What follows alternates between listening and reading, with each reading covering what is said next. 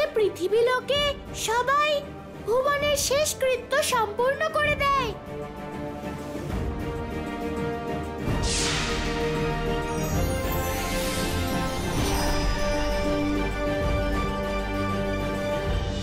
প্রভু, আজ শুধুমাত্র শিষ্য ধর্মই পালন করেননি, তার সঙ্গে মা সন্তান লক্ষ্মীকেও দানবলোক থেকে মুক্ত করেছেন। সংসার এর জন্য আপনার কাছে সর্বদা কৃতজ্ঞ থাকবে প্রভু। যমরাজ, এটা আপনার সাহায্য ছাড়া হতে পারতো না। আমি আপনার কাছে চিরকৃতজ্ঞ থাকব। এখন আমায় অনুমতি দিন।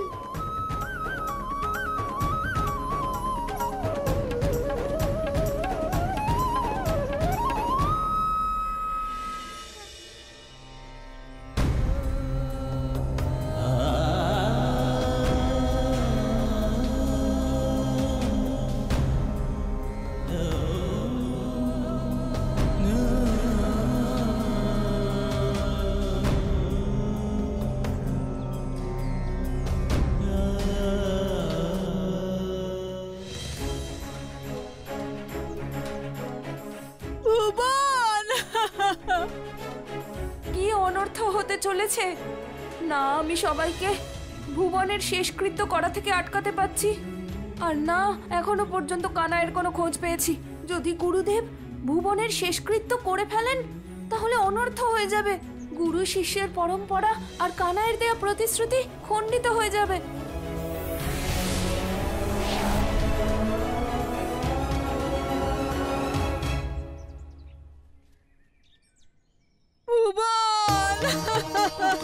কানাই, তুই যেখানেই থাকিস না কেন কানাই, এই অনর্থ হওয়া থেকে আটকা, নিজের প্রতিশ্রুতিকে রক্ষা কর কানাই।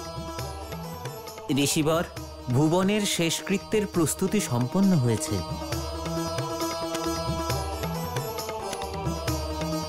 ভুবন, না ভুবন, এমন করবেন না। না না না না না,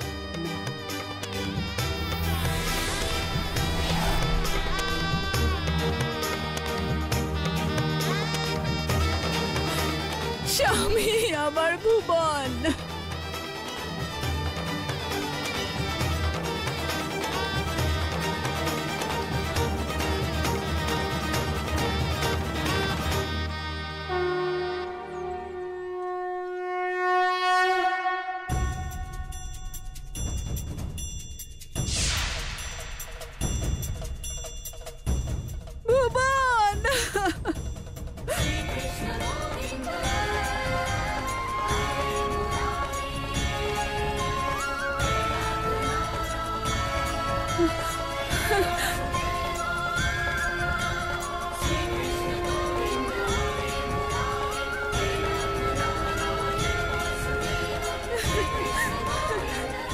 ভুবন, ভুবন,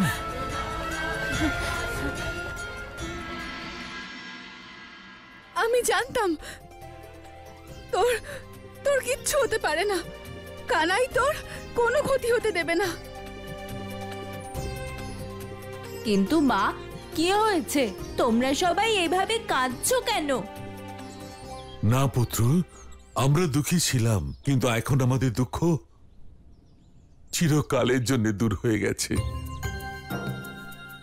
হ্যাঁ ভুবন, আমরা তোকে পেয়ে গেছি, আর আমরা কিচ্ছু চাই না। গুরুদেব, কানাই গুরু শিষ্যের পরম্পরাকে খণ্ডিত হতে দেয়নি। ভুবনকে পুনর্জীবিত করে ও নিজের প্রতিশ্রুতি রক্ষা করেছে গুরুদেব। হ্যাঁ বলরাম, কানাইয়ের ওপর আমার পূর্ণ বিশ্বাস ছিল। আমার সৌভাগ্য যে কানাইয়ের মতো শিষ্য পেয়েছি। বাবা, সবাই কানাইয়ের কথা বলছে, কিন্তু কানাই কোথায়?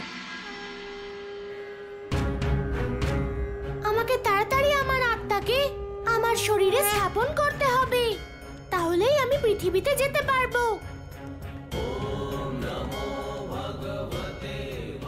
ওম নমো ভগবতে বাসুদেবায় নমঃ। ओम नमो भगवते वासुदेवाय।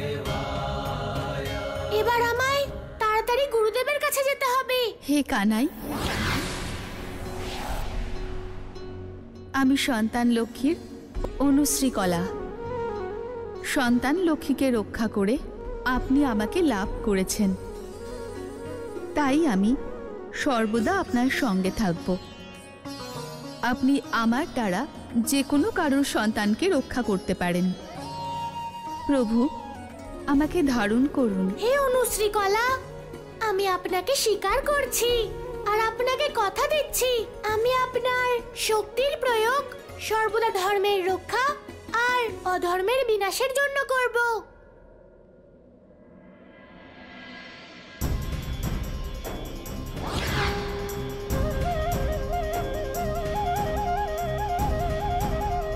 গুরুরাজ,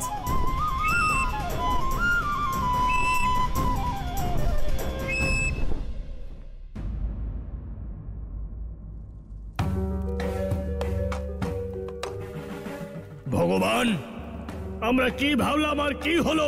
ওই সন্দীপনীর পুত্র আবার জীবিত হয়ে গেল, আর ওই বৃন্দাবনে গোপিনীরা, ওদের পুত্ররাও অসুর থেকে মানুষ হয়ে গেল। এবার কি হবে ভগবান? এবার কি হবে?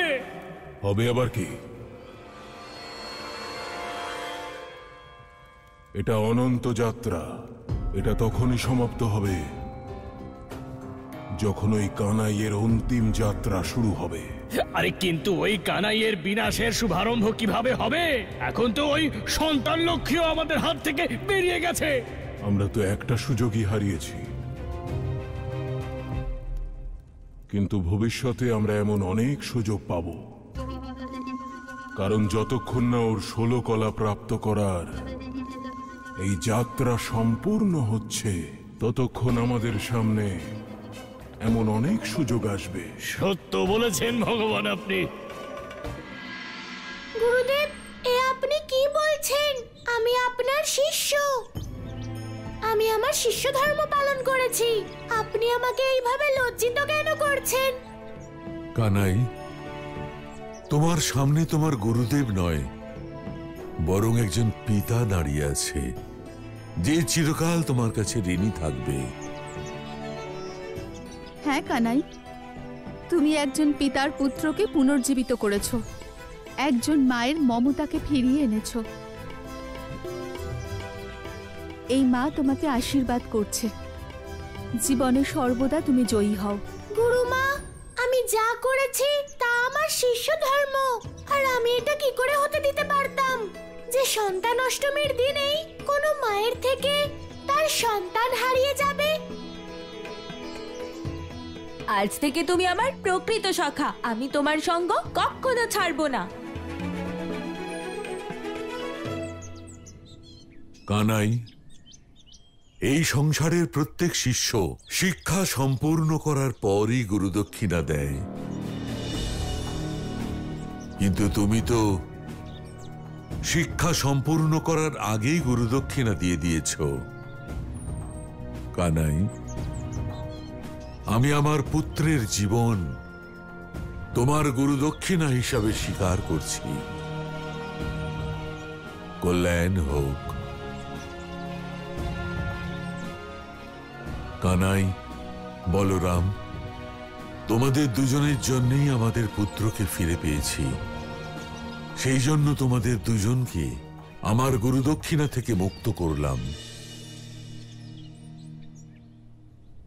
হে গুরুদেব, আপনি আমাদের কর্তব্যকে আপনার গুরুদক্ষিণা রূপে স্বীকার করেছেন। নিজের শিষ্যদের ওপর এমন কৃপা দৃষ্টি কেবল এক গুরুই করতে পারেন। আমরা আপনার কাছে কৃতজ্ঞ গুরুদেব।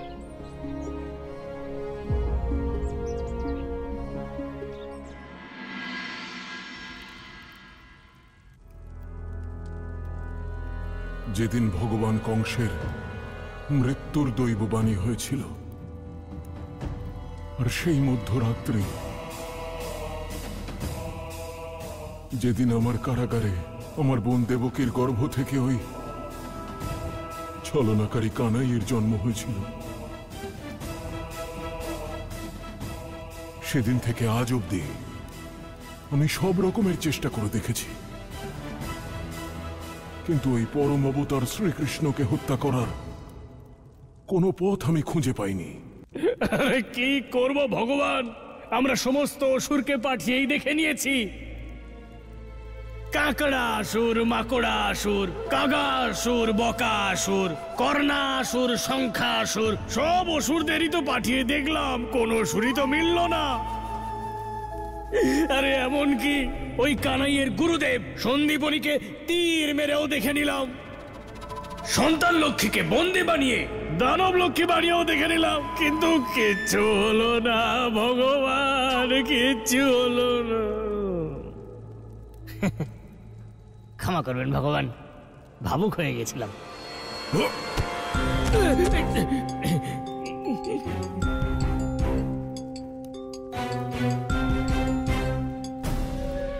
ভগবান, তুমি আমার দুঃখটা বোঝো ভদ্রাক্ষ। আর ওনাকে দেখো, মৌন বসে আছেন। ভগবান কংস কিছুই বলেন না। হয়তো উনি রুষ্ট, হয়তো উনি চান যে কানাই নামক সমস্যার সমাধান আমি নিজে করি। আরে কিন্তু ভগবান, আমরা করবোটা কি?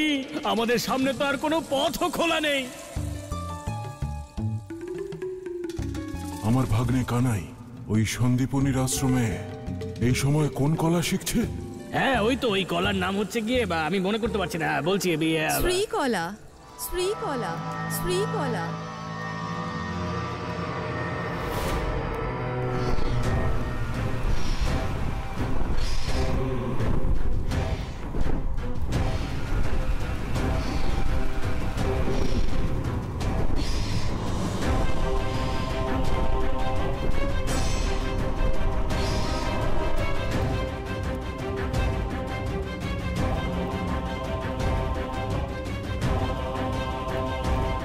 কানাই এবার শ্রীকলাকে লাভ করার চেষ্টা করছে।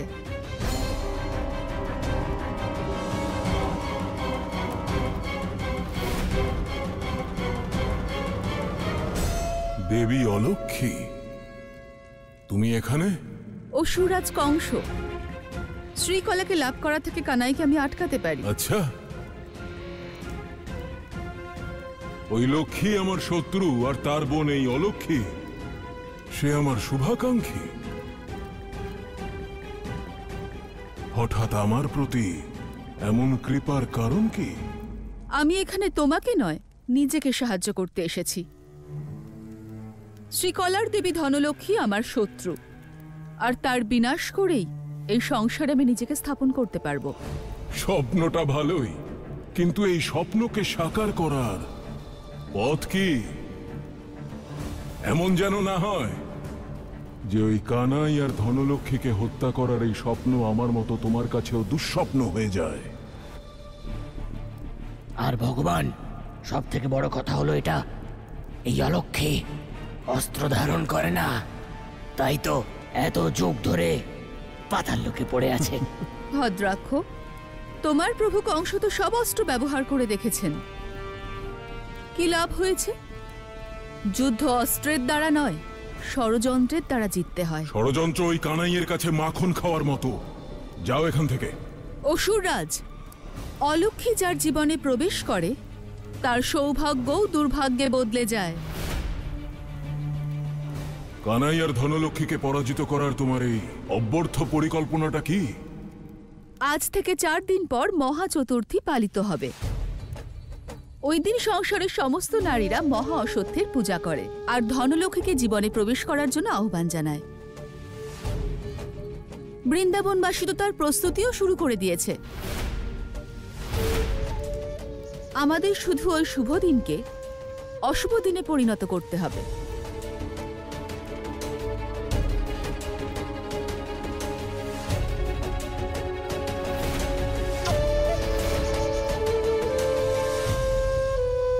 কানাই, এতদিন তোমরা ইলা, বিমলা, অনুশ্রী আর বিদ্যাকলা লাভ করেছ। এই 4 কলাই সব সময় তোমার সঙ্গে থাকবে। গুরুদেব, এ আপনার আশীর্বাদের কারণেই সম্ভব হয়েছে। গুরুদেব, এবারের কোন কলা আছে যা আমাদের লাভ করতে হবে? বলরাম, পঞ্চম কলার নাম হচ্ছে শ্রীকলা, শ্রী, যার গুণ হচ্ছে সম্প্রদান, যার দেবী হচ্ছেন ধনলক্ষ্মী।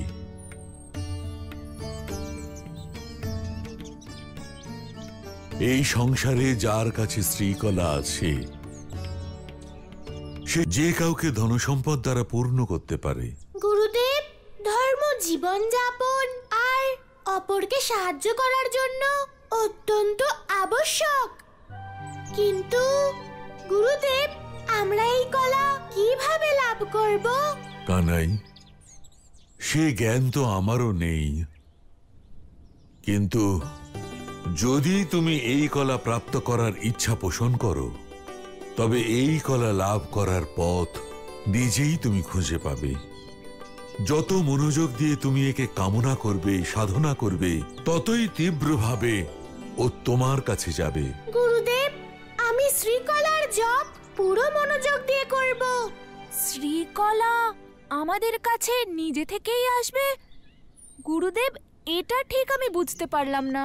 বলরাম, শ্রী শ্রম দ্বারা লাভ করা যায়, সেই জন্য শ্রীকলা লাভ করবার জন্যে তোমাদের পরিশ্রম করতে হবে, তার জপ করতে হবে, তারপরই ওই কলা লাভ করার পথ খুঁজে পাবে।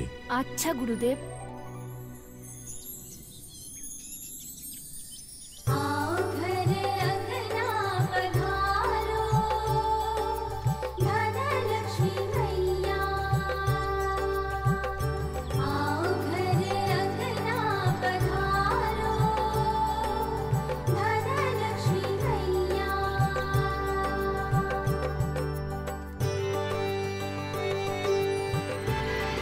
নন্দরানী,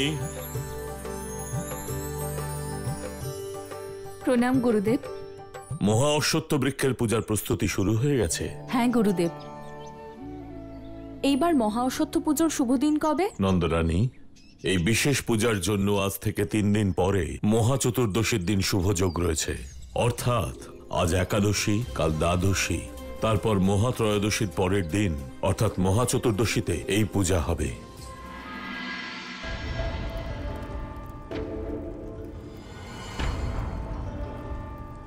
ওই ছলনাকারীর বিনাশ ছলনার দ্বারাই সম্ভব।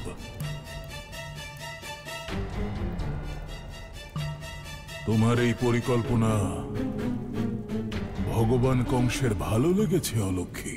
অসুররাজ, যদি এই পরিকল্পনাকে সফল করতে আপনি সাহায্য করেন তাহলে আমি ধনলক্ষ্মীকে বিনাশ করে দেব। যদি তুমি ধনলক্ষ্মীর বিনাশ করে দাও তাহলে যেরকম ওই লক্ষ্মীকে সংসারে পূজা করা হয় সেরকম প্রতি ঘরে ঘরে তোমাকে পূজা করা হবে অলক্ষ্মী। ভগবান কংস কথা দিল তোমাকে। কিন্তু ভগবান, আমি এটা বুঝতে পারলাম না যে এইসব হবে কি করে। ধৈর্য ধরো, শুধু দেখতে থাকো এসব হবে কি করে। যাও, বৃন্দাবনে গিয়ে ওই গর্গাচার্য গুরুদেব গর্গাচার্যকে নিয়ে এসো। যাও। যথা আজ্ঞা ভগবান।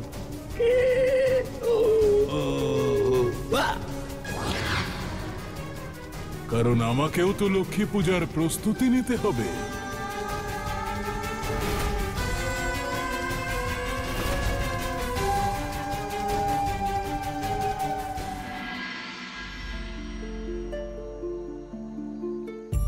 কানাই, বৃন্দাবনের কথা খুব মনে পড়ছে। কতদিন হয়ে গেল কাকা কাকিকে দেখিনি। হ্যাঁ দাদা, আমারও খুব মনে পড়ছে, কিন্তু আমরা চাইলেও গুরুকুল থেকে ফিরে যেতে পারবো না দাদা। কানাই, আমি তো শুধু এটা ভাবছি যে যত তাড়াতাড়ি সম্ভব আমাদের শিক্ষা সম্পূর্ণ হোক আর আমরা আমাদের বৃন্দাবনে ফিরে যেতে পারি। হ্যাঁ দাদা, একবার আমরা এই অষ্টকলা ধারণ করে নিই, শুধু আর কিছুদিনের অপেক্ষা, তারপরেই আমরা গৃহে ফিরতে পারবো। সেখানে গিয়ে আমি মাখন খাবো আর তুমি খাবে গোল গোল লাড্ডু। লাড্ডু। কানাই, তোর মুখে লাড্ডুর কথা শোনার পর আমার জিভে জল চলে এলো। তুই আমাকে লাড্ডুর কথা মনে করিয়ে দিয়ে খুব ভালো করেছিস। এমনিতেও আমি কিছুদিন ধরেই ভাবছিলাম যে লাড্ডু খাবো, আবার মাঝে মাঝে মনে হচ্ছিল যে গৃহে ফিরেই লাড্ডু খাবো।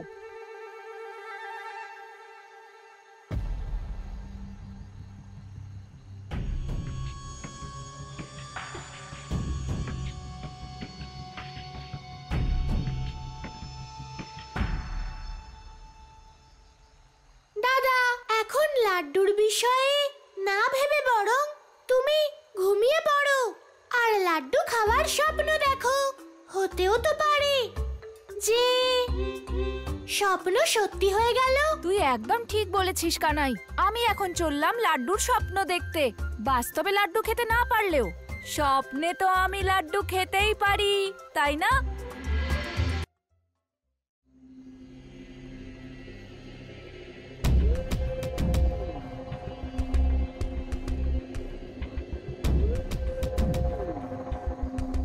এই সব বালকেরা এত রাতে কোথায় যাচ্ছে?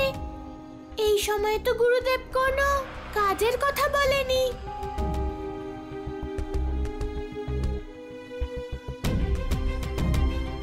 আর এখন তো বিশ্রাম করার সময়। সদানন্দ, গোপাল আর বাকি সখারা বনের দিকে কেন যাচ্ছে? নিশ্চয়ই কোনো ব্যাপার আছে। দেখতে হবে ওরা কোথায় যাচ্ছে।